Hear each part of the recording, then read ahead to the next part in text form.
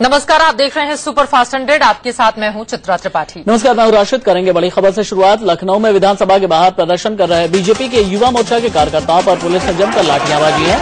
BJP के ये कार्यकर्ता प्रदेश की बिगड़ती कानून व्यवस्था के खिलाफ विरोध प्रदर्शन कर रहे थे। लाठीचार्ज में कई कार्यकर्ता बुरी तरह घायल हुए। प्रदर्शनकारियों को रोकने के लिए पुलिस ने वाटर कैनन का इस्तेमाल किया। साथ ही पुलिस ने आंसू गैस के गोले भी छोड़े। पिछले कुछ दिनों से लगातार बीजेपी के कार्यकर्ता प्रदर्शन कर रहे हैं, लेकिन आज प्रदर्शन उग्र हो गया, जिस पर काबू पाने के लिए पुलिस ने भी हाथ खोल दिए। विधानसभा का घेराव करने जा रहे बीजेपी के कार्यकर्ताओं को रोकने के लिए पुलिस ने बैरिकेडिंग लगा रखी थी। बीजेपी कार्यकर्ता बैरिकेडिंग पर चढ़ गए और पुलिस वालों से उलझ गए। धक्का मुक्की शुरू हो गई। बीजेपी कार्यकर्ताओं को पीछे हटना न देख पुलिस का सब्र जवाब दे गया और लाठीचार्ज शुरू हो गया। बीजेपी युवा मोर्चा के ये कार्यकर्ता यूपी में लगातार बढ़ रहे अपराध और बिजली कटौती को लेकर प्रदेश सरकार के खिलाफ प्रदर्शन कर रहे थे। पुलिस और कार्यकर्ताओं दोनों की ओर से पथराव भी हुआ, जिसमें 2 पुलिस वाले घायल हो गए, जबकि बीजेपी के 2 कार्यकर्ताओं के सिर में चोटें आई। बीजेपी कई सालों से यूपी में सत्ता से बाहर है। जाहिर है केंद्र में सत्ता मिलने के बाद अब यूपी में अपनी जमीन तलाशने की कवायद में बीजेपी रणनीति के तहत काम कर रही है। यूपी में 2017 में चुनाव होने हैं। ऐसे में बीजेपी पहले से ही तैयारी में जुटी है और अखिलेश सरकार को घेरने का कोई मौका छोड़ नहीं रही। आंध्र प्रदेश के श्रीहरिकोटा से PSLV C-23 की सफल लॉन्चिंग की गई। सुबह ठीक 9:52 पर PSLV रॉकेट ने अंतरिक्ष के लिए उड़ान भरी। PSLV अपने साथ 5 विदेशी सैटेलाइट लेकर गया। PSLV की लॉन्चिंग के दौरान पीएम नरेंद्र मोदी भी श्रीहरिकोटा के सतीश धवन अंतरिक्ष केंद्र में मौजूद थे। नरेंद्र मोदी ने वैज्ञानिकों के साथ बैठकर PSLV को अंतरिक्ष के लिए उड़ान भरते हुए देखा। PSLV के अंतरिक्ष में पहुंचने का पीएम ने नरेंद्र मोदी ने ताली बजाकर इसका स्वागत किया। वो अपनी सीट से खड़े हुए और सफल प्रक्षेपण पर ताली बजाई। पीएम इस मौके पर बेहद उत्साहित दिखाई दिए। PSLV C-23 के सफल प्रक्षेपण और उपग्रहों को उनकी कक्षा में सफलतापूर्वक स्थापित किए जाने पर पीएम ने वैज्ञानिकों को बधाई दी। उन्होंने इसरो के वैज्ञानिकों से बारी बारी से हाथ मिलाया और कामयाबी के लिए सराहा। पीएम नरेंद्र मोदी के अलावा PSLV लॉन्चिंग के वक्त आंध्र प्रदेश के सीएम चंद्रबाबू नायडू भी श्रीहरिकोटा में मौजूद रहे। उन्होंने भी सफल प्रक्षेपण पर खुशी जताई और इसके लिए वैज्ञानिकों को बधाई दी। PSLV रॉकेट अपने साथ 5 विदेशी सैटेलाइट अंतरिक्ष में लेकर के गया। लॉन्चिंग के करीब आधे घंटे के अंदर PSLV ने सभी उपग्रहों को सफलतापूर्वक उनकी कक्षा में स्थापित कर दिया। वैज्ञानिकों का ये मिशन पूरी तरह PSLV रॉकेट अपने साथ 5 विदेशी सैटेलाइट अंतरिक्ष में लेकर के गया। लॉन्चिंग के करीब आधे घंटे के अंदर PSLV ने सभी उपग्रहों को सफलतापूर्वक उनकी कक्षा में स्थापित कर दिया। वैज्ञानिकों का ये मिशन पूरी तरह से कामयाब रहा। PSLV ने जिन 5 विदेशी उपग्रहों को अंतरिक्ष में स्थापित किया है, उनमें सबसे बड़ा और अहम सैटेलाइट फ्रांस का स्पॉट 7 है। इसके अलावा कनाडा, जर्मनी और सिंगापुर के 4 उपग्रह शामिल हैं। इस कामयाब उड़ान के साथ ही भारत ने अंतरिक्ष के इतिहास में एक नया कीर्तिमान स्थापित किया। आज के 5 उपग्रहों को मिलाकर 1999 से अब तक PSLV के जरिए 40 विदेशी सैटेलाइट लॉन्च किए जा चुके हैं। PSLV C-23 को पहले आज सुबह 9:49 पर छोड़ा जाना था, लेकिन इस दौरान अंतरिक्ष में इसके मार्ग में कुछ खगोलीय पिंडों के आने के खतरे को देखते हुए इसका समय बदलकर 9:52 कर दिया गया।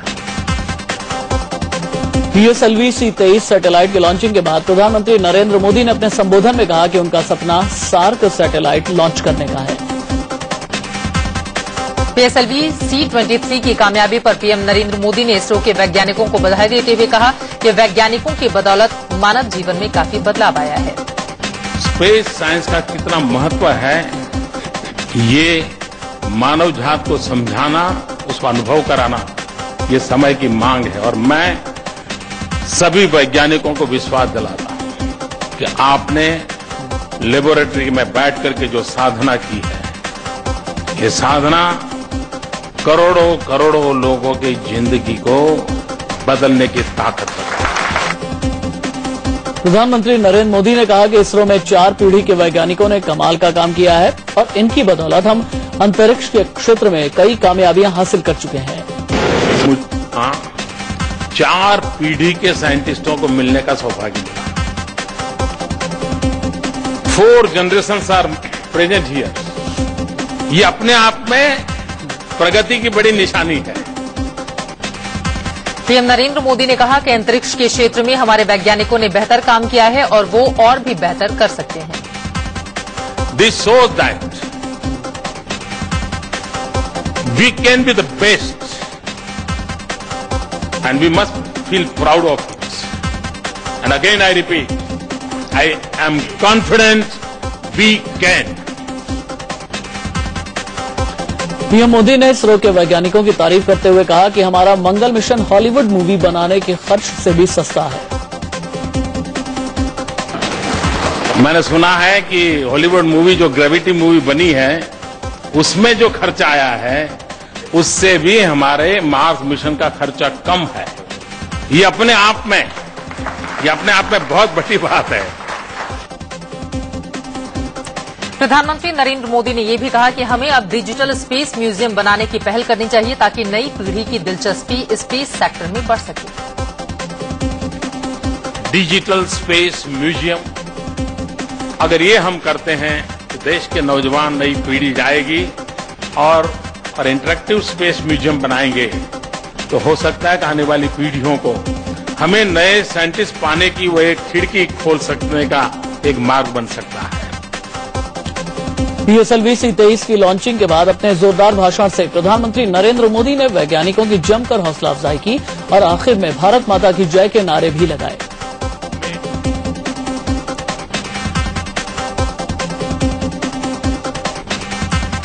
पश्चिम बंगाल के राज्यपाल M.K. नारायणन ने इस्तीफा दे दिया है। उन्होंने अपना इस्तीफा राष्ट्रपति को भेजा है। हाल ही में अगस्ता वेस्टलैंड हेलीकॉप्टर घोटाले में नारायणन से CBI ने पूछताछ की थी। शंकराचार्य स्वरूपानंद सरस्वती ने केंद्र सरकार से जम्मू कश्मीर के आर्टिकल 370 को हटाने की मांग की है। उन्होंने कहा कि चुनाव के दौरान मोदी ने इसका वादा भी किया था। जो 370 वहां पर हटनी चाहिए तो इसके लिए किसको पहल करनी होगी? सरकार को करनी होगी। तो ये कहा ही है मोदी ने कि हम इसको हटाएंगे, हटा दें। अच्छा, हरिद्वार में हुई संतों की मीटिंग में साईं के समर्थन को लेकर उमा भारती निशाने पर रही। शंकराचार्य स्वरूपानंद सरस्वती के मठ में हुई मीटिंग में संतों ने एक सुर में केंद्रीय मंत्री उमा भारती को मंत्रिमंडल से बर्खास्त करने की मांग की।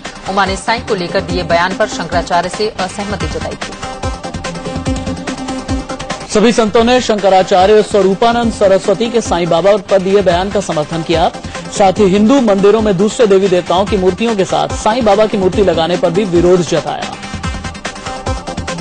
शंकराचार्य स्वरूपानंद सरस्वती ने उमा भारती के बयान पर पलटवार किया है। उन्होंने कहा कि अपने माँ बाप की पूजा निजी मामला है, लेकिन दूसरे के घर में अपने माँ बाप की फोटो रखना क्या सही है?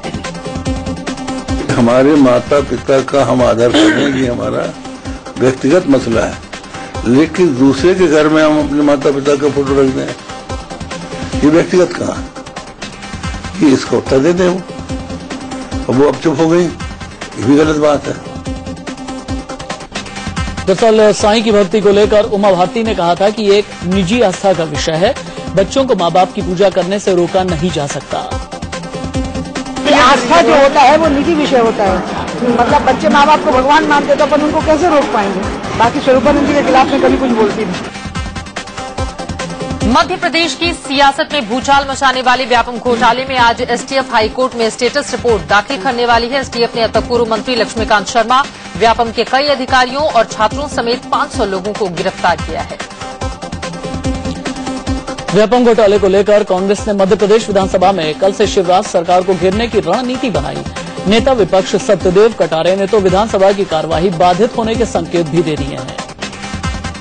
सबसे बड़ा मुद्दा तो अभी जो व्यापम चल रहा है, पीएससी चल रहा है, जिसमें मध्य प्रदेश के 2 करोड़ से ज्यादा नौजवान प्रभावित हो चुके, यही मुद्दा शांत नहीं हो रहा है। तो ये मुद्दा ऐसा बड़ा मुद्दा है कि हर विभाग को प्रभावित करेगा और विधानसभा के प्रत्येक दिन को प्रभावित कर सकता है। मध्य प्रदेश के कैबिनेट मंत्री कैलाश विजयवर्गीय ने कहा है कि व्यापम घोटाले में कानून अपना काम कर रहा है। उन्होंने संघ नेताओं को घोटाले में उनका नाम घसीटने पर कांग्रेस की खिंचाई की। कानून अपना काम कर रहा है, निष्पक्षता से जांच हो रही है, किसी को बचाया नहीं जा रहा है और न किसी को फंसाया जा रहा है। मैं समझता हूं कि संघ के नेताओं का नाम लेकर और बदनाम करना संघ का, ये कांग्रेस का एक फैशन है। दिल्ली यूनिवर्सिटी के कॉलेजों में आज से फर्स्ट कट ऑफ लिस्ट आने वाली है। आज लिस्ट आने के बाद कल से एडमिशन शुरू हो जाएंगे। 3 साल बनाम 4 साल के ग्रेजुएशन कोर्स के विवाद के चलते डीयू में एडमिशन प्रक्रिया 1 हफ्ते तक लटकी हुई थी। बीटेक और बीएमएस कोर्स में इस साल से दाखिला नहीं होगा। इन दोनों कोर्स की शुरुआत पिछले साल ही हुई थी। हालांकि 2013 में बीटेक कोर्स में दाखिला लेने वाले छात्रों को बड़ी राहत मिली है। उनके लिए ये कोर्स 4 साल का ही रहेगा। पिछले साल बीएमएस में एडमिशन लेने वाले छात्रों ने यूजीसी के दफ्तर के बाहर प्रदर्शन किया। ये छात्र चाहते हैं कि उनका कोर्स बरकरार रखा जाए। बीएमएस कोर्स को पिछले साल लागू किया गया था, जो 4 साल का था। उधर बीएमएस कोर्स को लेकर आज यूजीसी की स्टैंडिंग कमेटी ने आपात बैठक बुलाई। Bachelor of management studies course पर अभी तक कोई फैसला नहीं लिया गया है। इस कोर्स में दाखिला ले चुके छात्रों की मांग है कि उनका कोर्स 4 साल का ही रहने दिया जाए। प्रधानमंत्री नरेंद्र मोदी 4 जुलाई को जम्मू कश्मीर के दौरे पर जाएंगे, जहां वो कटरा रेल लिंक का उद्घाटन करेंगे। जम्मू से कटरा जाने वाली ट्रेन को हरी झंडी दिखाने के बाद मोदी यहां एक रैली कर लोगों को संबोधित करेंगे। 4 जुलाई को मोदी सुबह 9 बजे जम्मू हवाई अड्डे से उतरेंगे, जहां पर वो सीधे हेलीकॉप्टर के जरिए कटरा जाएंगे। रेलवे स्टेशन के पास प्रधानमंत्री के हेलीकॉप्टर लैंडिंग के लिए 3 हेलीपैड बनाए गए हैं। देश में महज 3 राष्ट्रीय पार्टियां बच सकती हैं। 3 पार्टियों में शरद पवार की अगुवाई वाली एनसीपी, मायावती की बीएसपी और सीपीआई से राष्ट्रीय होने का दर्जा छीना जा सकता है। चुनाव आयोग ने लोकसभा चुनाव में करारी हार के बाद इन्हें नोटिस भेजा है।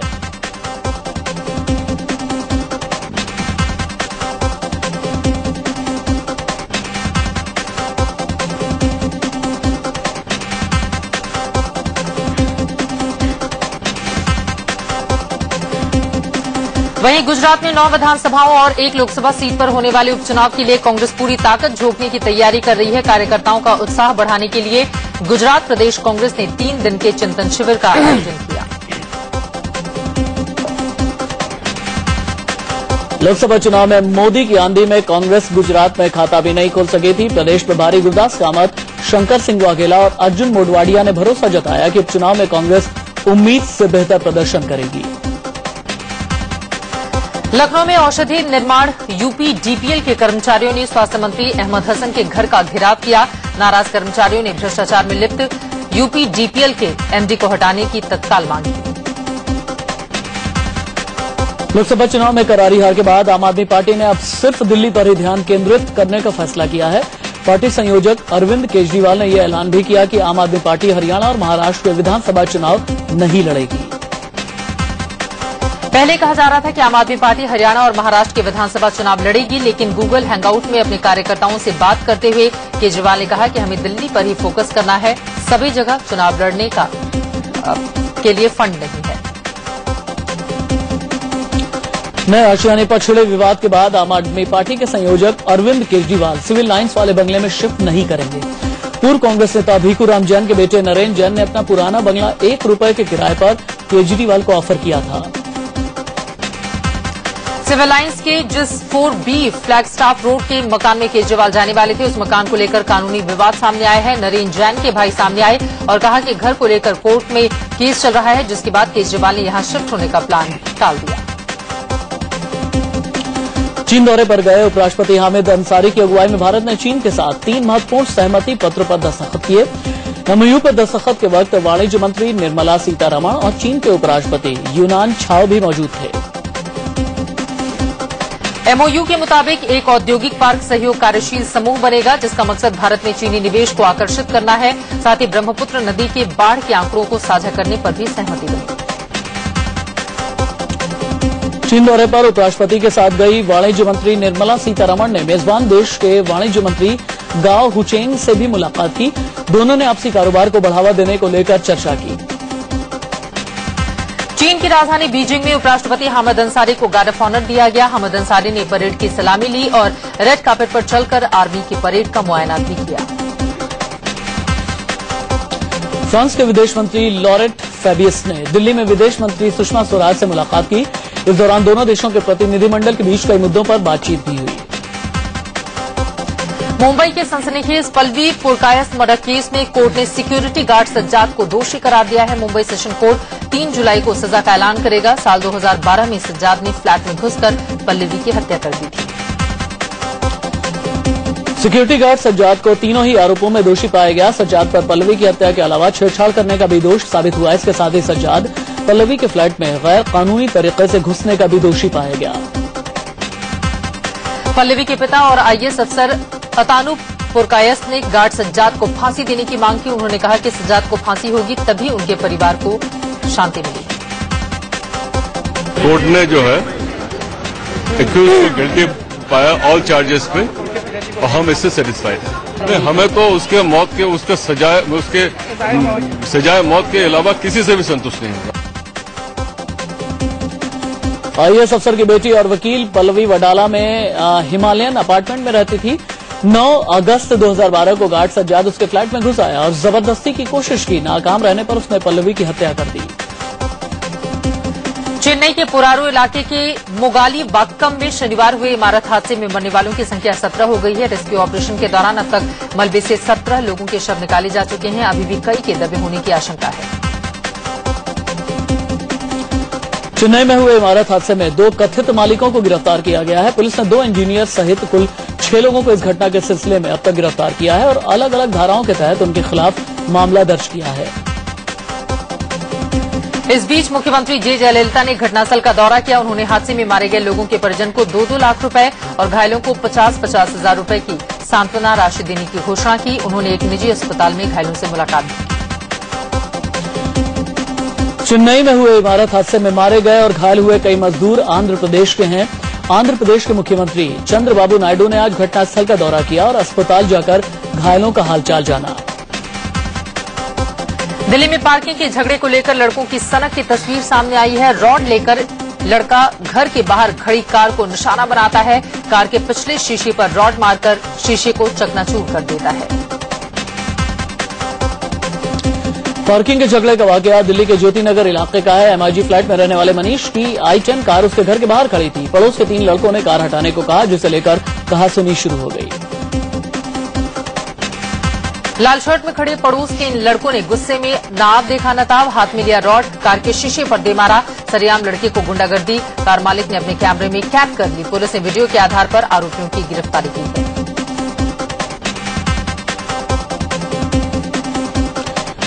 राजधानी दिल्ली में तूफान ने एक बार फिर से तबाही मचाई है। बारिश के साथ आए तूफान से कई इलाकों में पेड़ टूटकर सड़क पर गिर गए। लोगों के घरों को भी नुकसान पहुंचा है। कई जगह बिजली के तार टूटकर घरों पर गिर गए। दिल्ली के कल्याणपुरी में एक घर की पहली मंजिल की छत गिरने से घर में मौजूद लड़की गंभीर रूप से घायल हो गई। आनंद फानन में लड़कियों को लाल बहादुर शास्त्री अस्पताल में भर्ती कराया गया है। पुलिस मामले की जांच कर रही है। असम में मूसलाधार बारिश से कई इलाकों में बाढ़ के हालात पैदा हो गए हैं और ब्रह्मपुत्र नदी का जलस्तर लगातार बढ़ रहा है। बाढ़ की वजह से सूबे में अब तक 11 लोगों की मौत हो चुकी है, जबकि हजारों लोग प्रभावित हुए हैं। मुंबई की सड़क पर देर रात ट्रक हो गए हैं और ब्रह्मपुत्र नदी का जलस्तर लगातार बढ़ रहा है। बाढ़ की वजह से सूबे में अब तक 11 लोगों की मौत हो चुकी है, जबकि हजारों लोग प्रभावित हुए हैं। मुंबई की सड़क पर देर रात ट्रक और कार में जोरदार भिड़ंत हो गई। टक्कर के बाद ट्रक सड़क पर ही पलट गया और कार के परखच्चे उड़ गए। हादसे में 3 लोग जख्मी हुए हैं। बदायूं में 2 बहनों से गैंगरेप और मर्डर मामले में सीबीआई को अहम सुराग हाथ लगाया। सीबीआई के हाथ एक मोबाइल फोन लगा है जो मरने वाली लड़कियों में से एक का है। सूत्रों के मुताबिक मोबाइल फोन टूटी फूटी हालत में है और उसका सिम चिप भी गायब है। जांच में पता चला है कि मोबाइल फोन गांव की ही एक दुकान से खरीदा गया था। मोबाइल फोन को फर्जी आईडी के सहारे खरीदा गया था। दुकानदार ने पूछताछ में बताया कि वारदात से करीब 15 दिन पहले ये फोन खरीदा गया था। दिल्ली से सटे गाजियाबाद में दिन दहाड़े 18 लाख की लूट और हत्या से सनसनी फैल गई, जहां बीच बाजार में लुटेरों ने कारोबारी के मुनीम को गोली मारकर उसे 18 लाख रुपए लूट लिए। कारोबारी का मुनीम बैंक में रकम जमा करने जा रहा था। पहले से ही पीछा कर रहे बदमाशों ने बैंक से ठीक पहले उसे गोली मार दी और रकम लूट ली। बताया जा रहा है कि 2 बाइकों पर आए 4 बदमाशों ने वारदात को अंजाम दिया। लूट और हत्या की वारदात से गुस्साए कारोबारियों ने एसएसपी का घेराव करके जमकर हंगामा किया। काफी देर हंगामा जारी रहा। एसएसपी ने फौरन कार्रवाई का भरोसा दिया है। कारोबारी दिन दहाड़े बीच बाजार हुई वारदात से सख्ते में है। वाराणसी में महात्मा गांधी काशी विद्यापीठ के छात्र नेता अभिषेक कुमार सिंह की देर रात गोली मारकर हत्या कर दी गई। पुलिस इसे चुनावी रंजिश मान रही है। मृतक छात्र संघ चुनाव में अध्यक्ष पद का चुनाव लड़ने की तैयारी कर रहा था। बिहार के किशनगंज में मालदा पैसेंजर ट्रेन के यात्री बड़े हादसे का शिकार होने से बाल बाल बच गए। रेलवे पुलिस ने ट्रेन से 8 जिंदा बम बरामद किए। ये बम पैसेंजर बोगी में एक थैले में सीट के नीचे रखे गए थे। यूपी के भदोही में एक तांत्रिक ने तंत्र विद्या सिद्ध करने के लिए एक 12 साल के बच्चे की बलि दे दी। पुलिस ने हवन कुंड से बच्चे के कटे हुए अंगों को बरामद कर लिया। साथ ही आरोपी तांत्रिक और उसके 2 साथियों को गिरफ्तार किया है। महाराष्ट्र के नागपुर में पुलिस ने 10 महीने की एक बच्ची के अपहरण का मामला सुलझा लिया है। पीड़ित दंपति के घर आए उनके दोस्त और उनकी पत्नी ने ही बच्ची को किडनैप किया था। पुलिस ने आरोपियों को गिरफ्तार कर लिया। दिल्ली में एक बार फिर से प्याज के भाव ने लोगों को रुलाना शुरू कर दिया है। प्याज की कीमत में करीब 10 रुपए तक की छलांग लगी है। दिल्ली के साथ साथ एनसीआर में भी प्याज की कीमतों में इजाफा देखा गया। हैरानी की बात यह है कि दिल्ली की थोक मंडी और खुदरा बाजार में प्याज के भाव में 2 गुने का अंतर है। पिछले हफ्ते दिल्ली थोक मंडी में 13.25 रुपए प्रति किलो के भाव वाला प्याज खुदरा बाजार में 24 रुपए में बेचा गया। हरियाणा की जींद में महिलाओं के लिए एक तालिबानी फरमान सुनाया गया है। यहां अग्रवाल समाज में शादी समारोह में डीजे के सामने महिलाओं के नाचने पर पाबंदी लगा दी गई। अगर समाज की महिलाएं इस फरमान को उल्लंघन करती हैं तो उन पर जुर्माना लगाया जाएगा। झारखंड के जमशेदपुर में एक हैरान करने वाली तस्वीर सामने आई है। यहां के बिजली विभाग के दफ्तर में हेलमेट पहनकर सरकारी स्टाफ काम कर रहा है। इतना ही नहीं, आने वाले बिजली उपभोक्ता भी हेलमेट पहनकर ही पहुंचते हैं। दरअसल जमशेदपुर के छोटा गोविंदपुर में बिजली विभाग का दफ्तर काफी जर्जर हो गया है और छत के कभी भी गिरने की आशंका बनी रहती है। इसीलिए खतरे के बीच बिजली विभाग के स्टाफ हेलमेट लगाकर काम करते हैं। आईआरसीटीसी ने ऑनलाइन रेलवे रिजर्वेशन में आने वाली मुश्किलें दूर होने का दावा किया है। आईआरसीटीसी ने अपनी वेबसाइट का मॉडर्न एडिशन लॉन्च कर दिया है। केंद्रीय एचआरडी मंत्री स्मृति ईरानी ने अहमदाबाद में जगन्नाथ मंदिर में पूजा अर्चना की। उन्होंने यहां आरती में भी हिस्सा लिया। रमजान का महीना शुरू हो गया है। लखनऊ में तड़के सैकड़ों मुसलमानों ने मस्जिद पहुंचकर नमाज अदा की। देश भर के बाजारों में भी रमजान की खासी रौनक देखने को मिली है।